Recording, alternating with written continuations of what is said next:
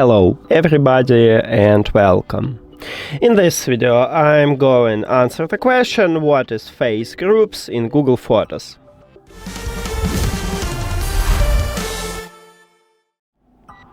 And let's get started by open Google Photos application and then tap the profile icon at the right top.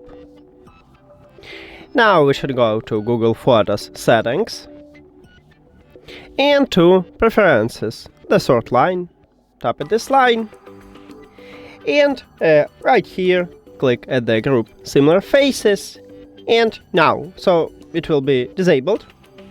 To enable it, you need to tap one time at the slider near to it if the slider have empty background, and once you allow it, now Google Photos automatically organize pictures of the same person. Also, you can enable Show Pets with People to group pet's face also. So we can do this. And now you can use the search bar. So the search, and you'll see face groups appear. So that's it. Thank you for watching this video. If you found it helpful, please consider subscribing to the channel and leave the like on the video. See you later.